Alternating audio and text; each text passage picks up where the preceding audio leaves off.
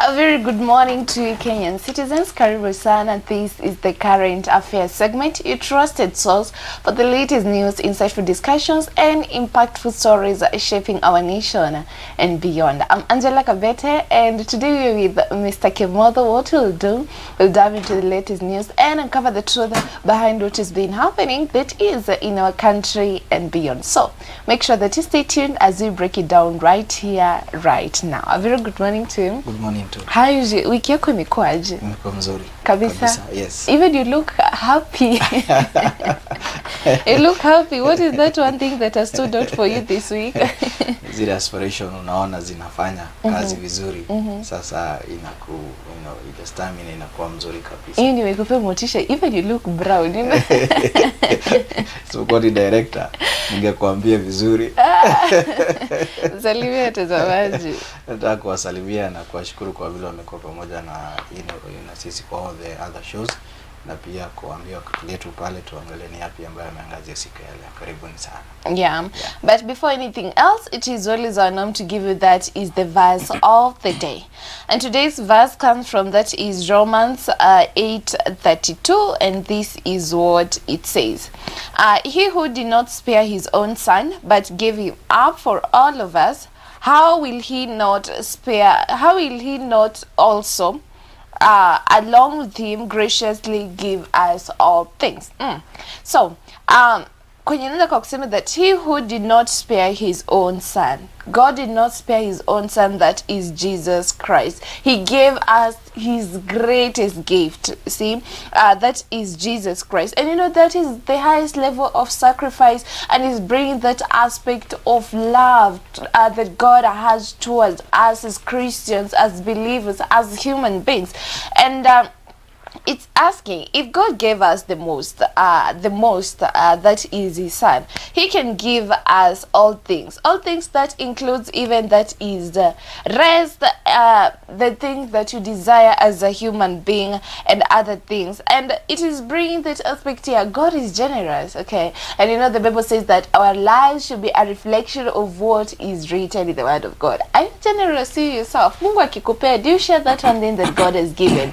You know, sharing with the poor, donations and everything. We need to be generous, because that is what God emulated by giving his only begotten son to us as believers and Christians. And you as a Christian, knowing this, at least it strengthens and it boosts your confidence in prayer, okay? That you can come boldly to Christ, because he has already shown that he wants the best for you as a believer, as a Christian. So each and every time of desperate moments, please turn back to God, because through this word, it's showing the love that God has for you, that he's always willing to listen to you as a believer and as a Christian. What's your take on this?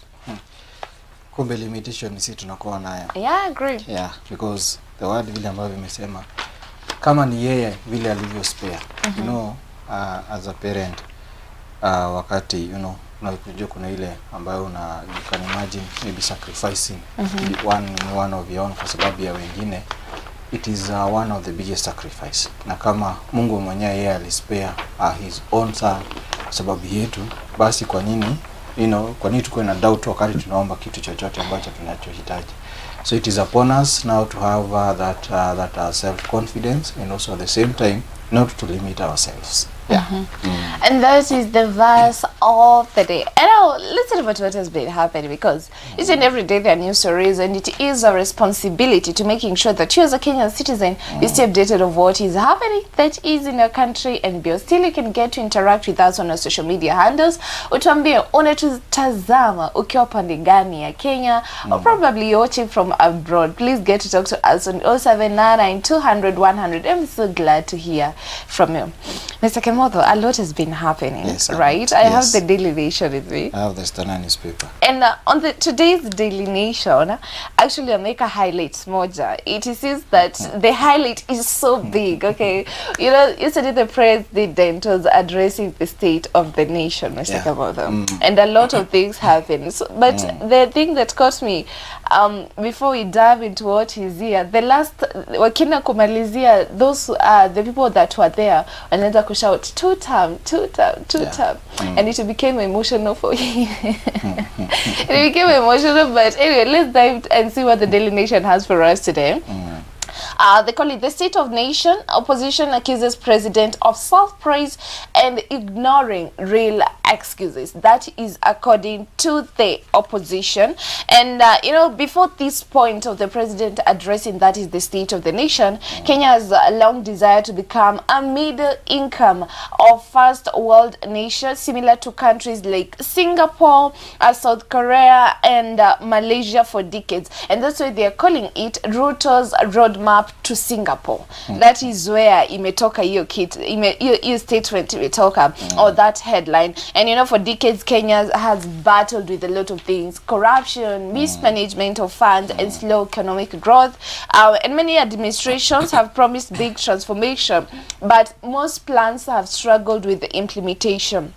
And Singapore is often used as a benchmark because it transformed from a poor nation in the 1960s to a global economic powerhouse through discipline, strategic planning, and governance. Talking about discipline, I don't know if we are having the same that is in our country. You know, the question is, can Kenya ever become the Singapore of Africa? Because that is the dream that our president has for our nation.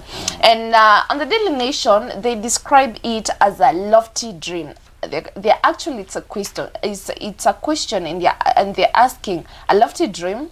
A bullish President William Ruto yesterday outlined his grand vision for the country's belated transformation into the first world nation, but for which years must have paid a hefty price, that is 5 trillion, to actualize. Casting the image of a man on a mission, he highlighted that he will deliver Singapore amid criticism. His plan is out of touch and devoid of reality. So it seems he's so willing to debunk that statement. He is, and the question, is he too ambitious for a Kenyan citizen? Mr. Kimotho, is he too ambitious? That is a question that we're being asked. Because this is a very big dream. And the things that I've mentioned, Singapore, for them to be where they are, kulikuwa na discipline, strategic planning, and strong governance. Are we having the same in our country? And then the question is, will he mount the challenges? And then that story is page 2, 3, 4, 5, 6, 8, and 10. Mambo ni mingi Mr. Kimotho. I'm telling you. Yeah, you're having the same that is on the standard. Hata hapa sasa hii ndio tutachambua. Kutoka page 4, 5, 6 and also 7. Waziko pale. And wameongea roadmap to Singapore. Yeah, the roadmap. It's always good to, you know, to depend on history, because history ndio inakusaidia na inakupatia mwelekeo. Singapore ama South Korea walikuwa wapi those years and how many years? Mahali walikuwa ni nini walifanya ndio wakapick from that hadi mahali wamefika. Yes. So we need to ask ourselves, even if we want to be ama tuna aspire our nation ikuwe kama yao, tunafaa tuangalie ni nini, what are the possibilities, what are the impossibilities. And one of the key issues ambayo inafanyanga so many African nations wakose kuendelea ni kitu inaitwa corruption. Hata tufanye nini, hata tuandike blueprint mzuri, hata tufanye nini, kwa sababu unaona the late President Mwai Kibaki alituandikia Vision 2030, one of the best, lakini corruption imekuwa ndio kizungumkuti pale. So even if now yale mambo yote, the vision and everything else ambayo inajaribu kuangazia hapa, if we don't come up with a mechanism to deal with corruption, hiyo dream ya kwa hiyo roadmap ambayo wameandika pale ya Singapore ama South Korea ama kwingine, bado itakuwa ni issue. Okay, and now that is at a glance page 1 of the Daily Nation. They have highlighted the pillars that he addressed, that is yesterday, and that is economy and agriculture, education, energy, and transport and logistics. And they have highlighted some statements that came from the president. I don't know why probably the reason that the opposition wanasema that this is half price, but let's check it out. When it comes to that is economy and agriculture, he said that we must turn around our economy from a net importer to a net exporter of products, goods and services, the most urgent being imports of agricultural food products that cost us, that is 500 billion every year. And as I mentioned earlier, that is what the president said, we have already made interventions to reduce imports of maize, sugar, edible oil, and wheat, but our efforts are undermined by natural limits of rained agriculture. And then when it comes to that, it is education. Alisema we have increased the education budget from, that is 490 billion in 2021 to over 700 billion this year. But let's not forget, still kumekuwa na crisis. Parents are complaining all over. Awajalipa, that is debtors, the KICD that they owe them, and that's why vitabu hazijakuwa released. And that is 700 billion this year, which has facilitated better infrastructure in our education system and more teachers and trainers, and enhanced funding of for our colleges and universities. I have reorganized the government departments to establish dedicated state department for science research and innovation to support urgent need to scale up STEM courses. So that is what comes to the education sector.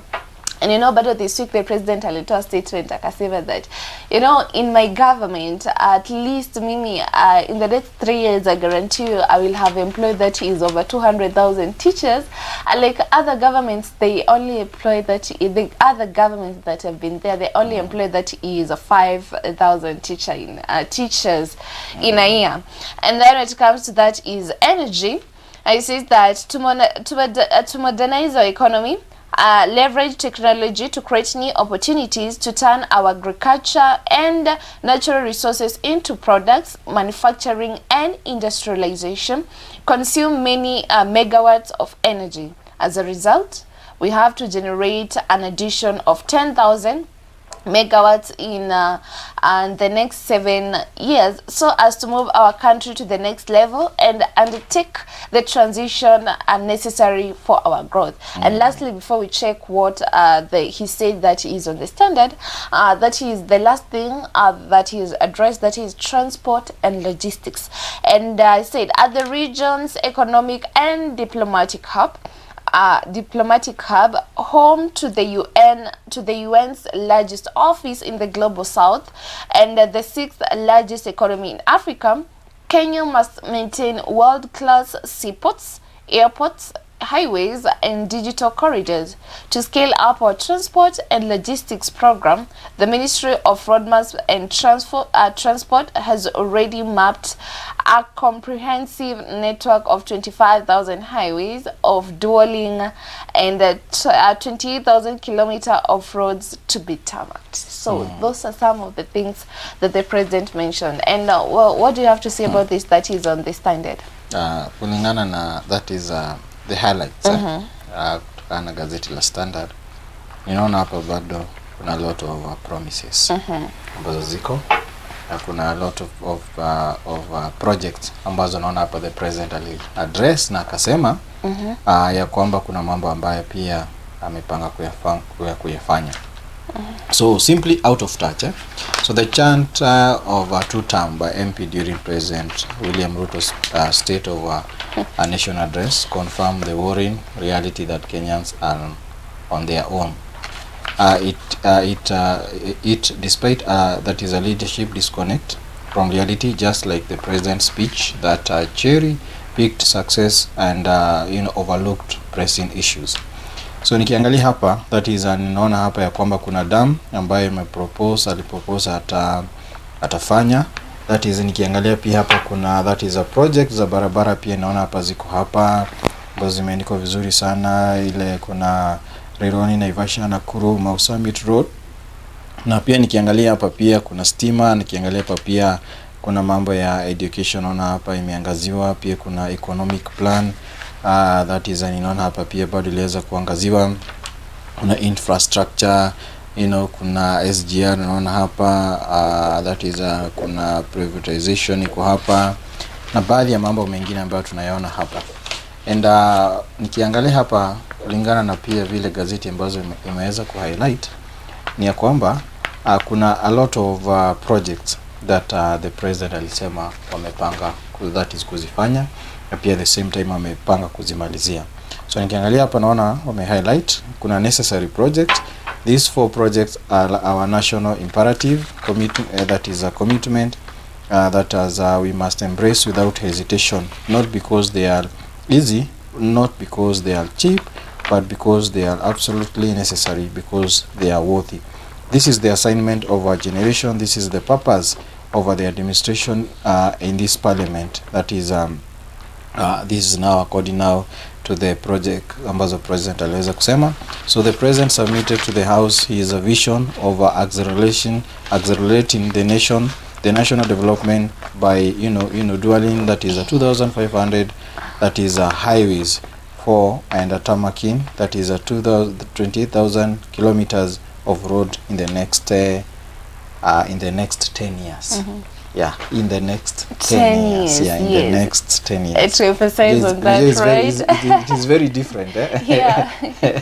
Wakati maybe unasema in the previous years I've done this, but huyu anasema hii tutafanya in the next 10 years. So he's so confident that Kenyans are going to bring him back to leadership. The MPs walisema kuna ile chorus ambao waliimba pale, na hiyo chorus ambao waliimba pale, to him it is the chorus ambao yeye angetaka kuisikia, na hiyo ndio chorus ambayo upande wake wanaweza kuiembrace.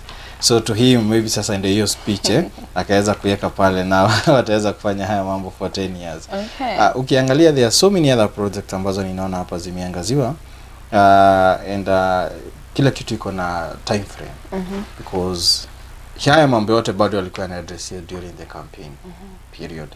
Na wakati sasa waliingia in government, walitumia 1 year of complaining of the previous government, of COVID, over the deaths ambazo zilikuwa pale, 1 year ikakwisha.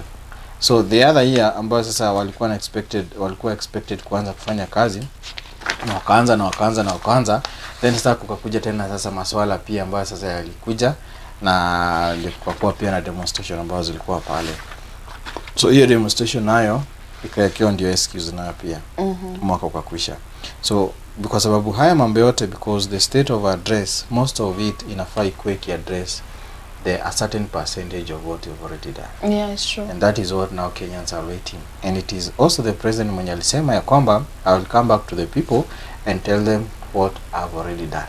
So if some of these project ambazo anasema hapa, anasema ya kwamba zitakuwa, that is his project, his vision ya ku-accelerate his project, that is na anaona ya kwamba in the next 10 years.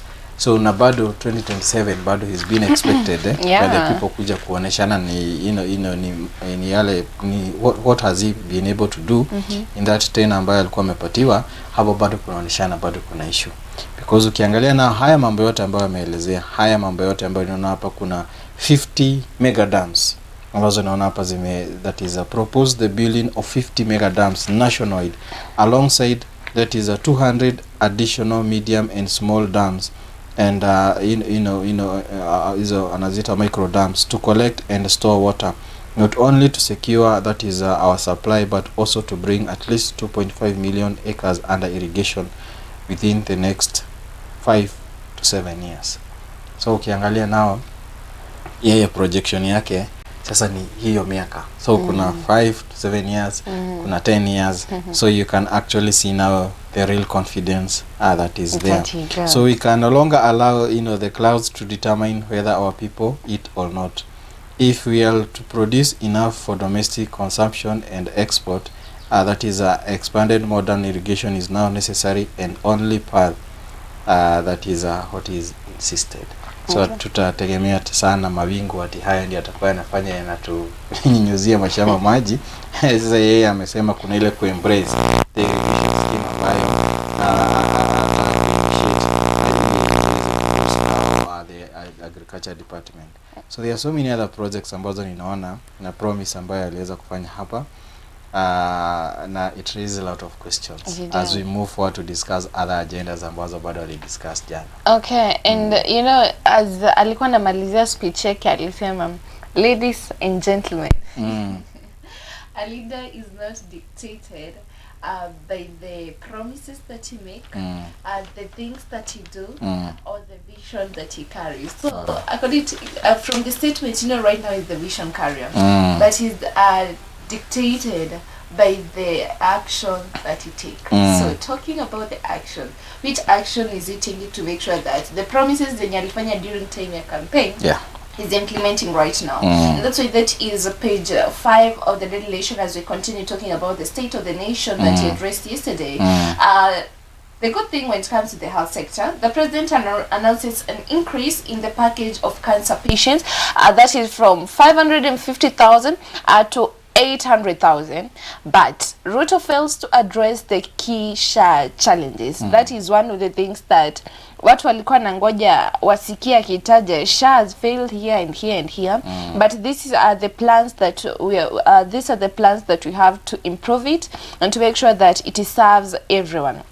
And that's why they say that instead of addressing the concerns, President Ruto based the success of SHA on the number of citizens registered in the program. So is it about the numbers of the people registered, or is it about the quality of the services that Kenyans are expecting to get that is from the system? Because we saw that is yesterday the governors themselves walikuwa nasema if the president and the leadership doesn't act on SHA, because they are blaming SHA for the past 11 months kumekuwa na deaths of that is 934 babies when it comes to the maternal sector have died, and the governors are blaming SHA. We didn't see the president mentioning that, and they said that the emotional distress SHA brought to patients was more than cancer. That is one of the statements from some patients there. And apart from the health sector, also that is page 6 of the Daily Nation. They call it controversial. The president's side stepped the troubled free-day secondary education. And I really don't know if still the free-day secondary education exists, or it's just a name. And they call it Ruto address skips education sector crisis as CBC strains. Just CBC say they're struggling with some schools are still struggling with the infrastructure, and then bado the books bado hazijapelekwa kwa mashule, and you know January bado tu imekaribia, it's just 1 month to January, and the capitation of funds and other things. So these are some of the matters that Kenyans expected the president would address, but he did not. And I guess that's why when you go back to the highlights of the Daily Nation, the first caption read that State of Nation opposition accuses the president of self-praise and ignoring the real issues like SHA sector and the education, the health sector, that is SHA and the education. And when it comes to that is page 8. Kalonzo Musyoka was not left behind. This is what he had to say. The speech was merely self-praise, that is according to them, and scratching attack opposition leaders, criticize bottom-up, and they call it Rutoism and betrayal of the vision 2030 by the president. That is according to them. And the opposition delivered its verdict on the President William Ruto's state of the nation address, accusing him of sidestepping public anger, overlooking the grievances of the Gen Z protesters, and offering empty promises. That is according to the opposition. And Musyoka said, that is Kalonzo Musyoka said, Dr. Ruto's speech leaned heavily on self-praise, and the Gen Z said enough is enough. They refused to accept Rutopreneurship, that is what Mr. Musyoka said, as the modus operandi. My God. Our youth reject, that is the social health authority, shift management that cost their loved ones access to healthcare, and Kenyans reject the housing levy that is nothing short of a scam. That is what Mr. Musyoka said, and other many statements that they got to mention. So, as a Kenyan citizen, tell me, what did they think about the promises that are made? Yeah, There are issues I can see mambo kuhusu SHA na pia mambo kuhusu economy and education and actually kulingana na the state of the address nation yesterday, kuna haya mambo ambayo bado yanazidi kuangazia na mambo ya SHA. Na ukiangalia bado unakuta bado kuna yale maswala ambayo bado hayajaweza kushughulikiwa. Because unakuta the PS anasema yes, bado kuna issue of inadequate funding na yale mambo mengine ambayo yako pale, but at the same time the government is still insisting ya kwamba you as long as umeregister na umelipa, you just go na utaweza kupatia those services. Kana kwamba wakati unaenda pale unakuta Kenyans bado wana raise that is a lot of issues, because when you tell Kenyans to go to the health facility for treatment, yet there is no funding, there is no drug that will be we need now to be realistic now. Kodi now one of the person ambaye hapa naona ameweza that is kuangaziwa clinical officers also, that is kuna issue ambazo zimekuwa pale, because kuna wale ambao pia walikuwa wamesema wataweza kuajiriwa na bado hawajaajiriwa. So on Wednesday the Council of Governors raised concerns over the rollout of the UHC and threatened that is to pull out of the plan. Chair that is Ahmed Abdullahi noted that SHA, that is all county hospitals, more than 10.5 that is a billion, which has affected payment of debts. So ukiangalia bado kuna ile that is despite of the state ikijaribu kupatiana the number of people ambao wameregister na SHA, bado kuna issue ambayo inaonekana hapa na mambo when it comes now to service delivery, because kuna a lot of chronic disease ambazo zimekuwa pale, kuna so many other things, hata ya maneno ambayo yanaongea na kupeana statistics na data that is ya mambo na cancer.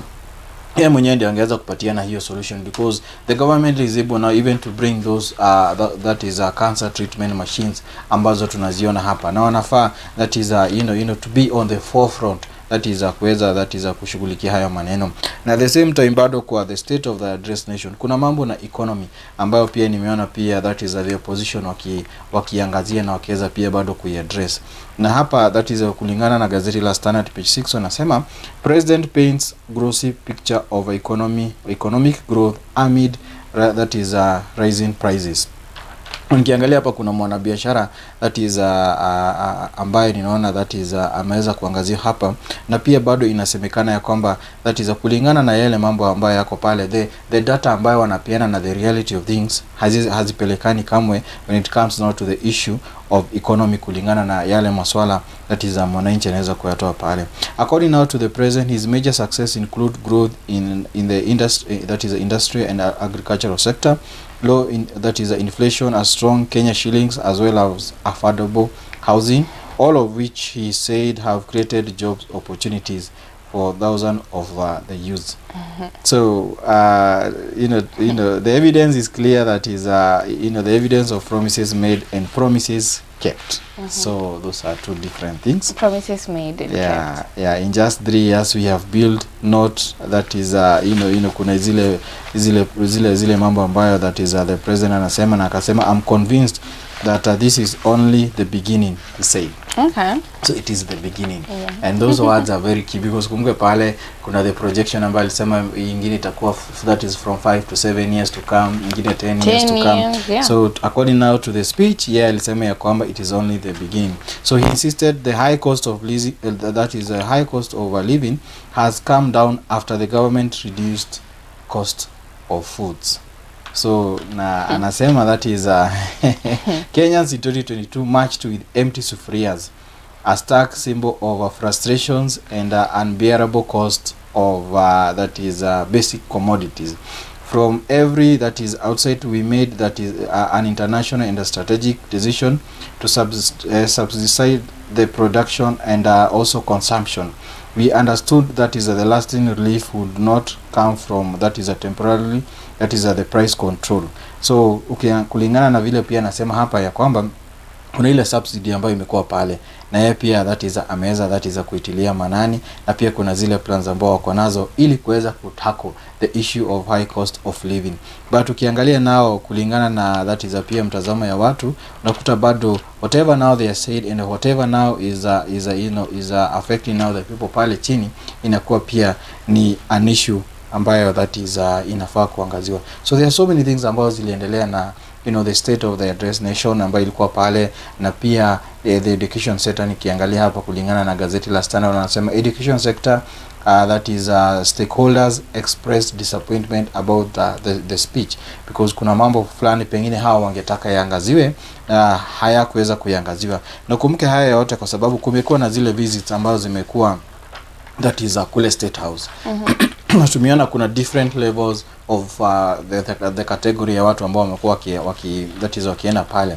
Na pia tulikuwa tumeona walimu pia walikuwa wametembea pale State House. Kuna yale mambo ambayo walipromisiwa, kuna yale ambayo pia waliambiwa wataweza kufanyika, na pia wakaweza kuambia kuna yale ambayo pengine already yataweza kushughulikiwa. But kulingana na mtazamo hapo naona bado kuna yale, unajua the state of address, kuna yale mambo ambayo mtu angetaka kuyasikia yakiongezewa pale, kwa sababu the speech inachukuliwa na a lot of seriousness, na pia wakati unasikia kitu fulani imeangaziwa unajua ya kwamba iko karibu that is kuweza kushughulikiwa. So hapa kulingana na vile wanasema that is hiyo ili ikosa kuaddress wale 20,000 intern teachers ambao bado wanangojea that is kuweza kuajiriwa pale.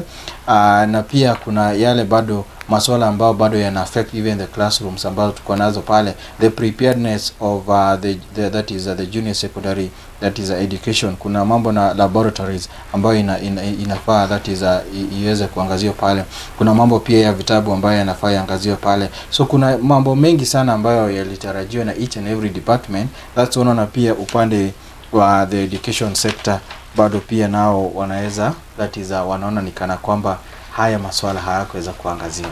Okay. Yeah. The promises versus the reality itself. Yes. Okay. And away from that, I think to Wengle, our president, for the whole time, let's talk a little bit about that is business, but it circles back to the government and the leadership that we have. That is page 26 of the Daily Nation. Kenya has been experiencing that is a revenue shortfall, meaning the money that is collected from taxes and other sources is less than what the government needs. And that's why on the page 26, they say that Treasury borrows that is for 37 billion in Q1 of the fiscal year. And the country, don't forget, the country has a large debt burden and repayment obligations. So, reasonable interest plus that is maturity of the loans, they keep rising each and every day. And the target for the financial year is 91 billion. But because of the pressure, they have borrowed a very huge portion. And now to the story itself that I've read that is on the Daily Nation. As they have said, in the first quarter year of the fiscal year, the Treasury borrowed that is for 37 billion. And calculate that this is 48.6% of the entire borrowing target for a whole year, meaning it is almost a half of the debt that was taken that is in 3 months. And the places that walitoa loan, that is from the domestic market, they got that is 39.7 billion, borrowed from the treasury bonds and bills. And then when it comes to the external lenders, they got that is 98.1 billion. Those are the foreign lenders, Eurobonds, infrastructure loan, etc. And according to them, the reason as to why they borrowed is, number one, budget deficit. As they have said, there is a shortfall of that is 83.6 billion in a collective revenue. And then heavy loan repayments. Old loans were maturing, especially around January and February, requiring that is a large payout. And then bado kuna matters to do with government operations, pay salaries, running ministries and development projects. This borrowing of these loans is gonna impact mingi sana, Mr. Kimotho. And it's so sad that the government is borrowing so that we can bring development that is in our country. And still, don't forget the vision ni kukua kama Singapore.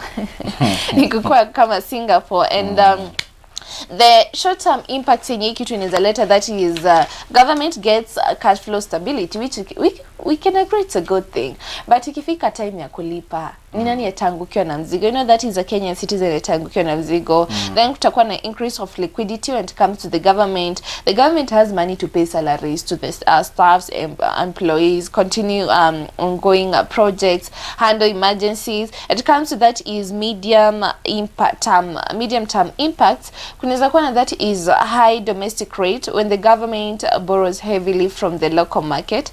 It competes with businesses for loans, and banks prefer lending the government because it's safer. So it means that at the end of the day mwananchi ndio ataumia, because the interest rate when it comes to the common mwananchi akienda kuchukua loan kwa bank itakuwa juu, because there is a competition between the common mwananchi borrowing from the bank and the government itself. So let's see what will happen. But let's say for the long term future, we'll say more debt equals to more taxes.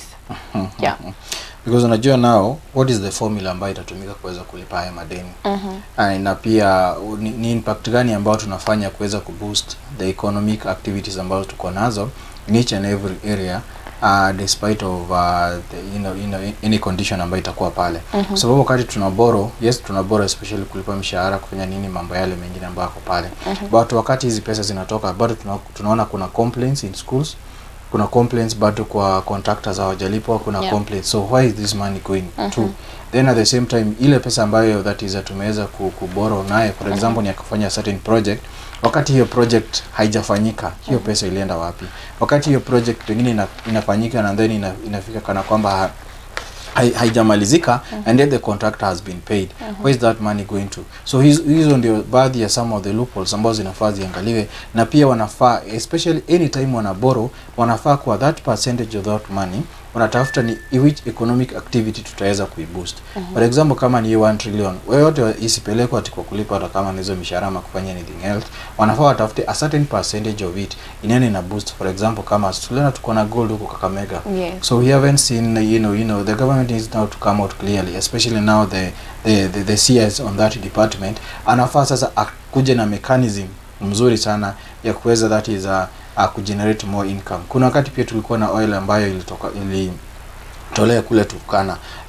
Hiyo mambo yote iliweza kuenda wapi? Tuko na port yetu ambayo tuko nayo pale Mombasa, ambayo wanafaa pia wafanye expansion ili sasa that is the trade iweze kufanyika vizuri. Kuna mambo kuna mambo mengi sana ambayo yanaweza fanyika, ambayo yanaweza to boost economy, that is in the economic aspect, ambayo sisi wenyewe kulingana ile revenue ambayo tuna generate, because Kenya we really generate a lot of revenue, and also pia at the same time our shilling bado ni more stronger compared now to the other East African nation. So there is a lot that the government can do.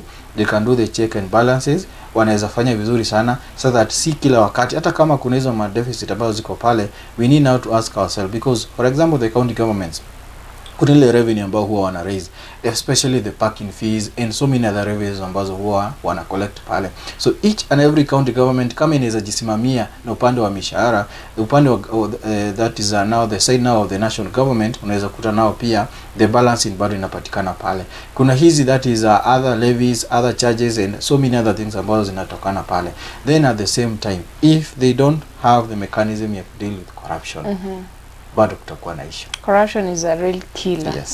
For development that is in our country. Exactly. Okay, you have something as we wind up? We have 32 minutes. As we wind up, it's just maybe some of kwa ile section ambayo naonaga inakuwa so much interesting. The readers corner. Na kiangalia hapa kuna one statement ambayo inasema it is not a crime to be in the opposition. It is not a crime. Na hii that is yule ambaye ameandika hii article, naona hapa amefanya reference na the former that is prime minister, the late, na kitambo watu walikuwa wanaona ile kazi alikuwa anafanya ni kama yeye alikuwa mtu mbaya sana, because watu hawakuwa na the ideology na the aspect ya kazi opposition ni gani. So wakati waliona that is every time wakati alianza kujoin the government, sasa ndio watu walianza kusema hatuna opposition, because unajua kazi ya opposition ni keep the government on check. So kulingana yule ambaye ameandika hapa anasema it is not a crime to be in the opposition. It is a good statement ambayo ameweza kuiangazia pale. Yes. So you have something to tell the viewers? Just kuwashukuru kwanza kwa vile wamekuwa pamoja na sisi kwa that show, na kuwashukuru sana, na pia kuambiwa kuwe na weekend njema yenye baraka, na pia kuwakaribisha hapa Mizpah House of Prayer. that is leo tunakuwa na every Friday tunakuwa na that is a kesha ama night vigil, and vizuri tuweze kushirikiana na tuombe pamoja. Asanteni sana, siku yenye baraka. Okay, thank you so much for tuning in for this amazing segment that is the current affairs. We're always here to make sure that you as a Kenyan citizen is stay updated of what is happening. And just a reminder that Mizpah House of Prayer will be having, that is the annual prophetic prayer congress that will be happening this coming month. That is from the 1st to the 5th of December 2025. Please mark the dates. We're having great and powerful servants of God will be there to minister to us, because you know, one of the way that God talks to us or communicates to us as humans beings or as Christians is by using his great servant. So please purpose to attend. It is an interdenominational meeting, meaning kila mtu amekaribishwa. Tell a friend to tell a friend. For accommodation purposes, please contact 0727766553. I'll be so glad to have you. We're going for a short break. They'll be right back with Beyond the Headlines. Stay tuned.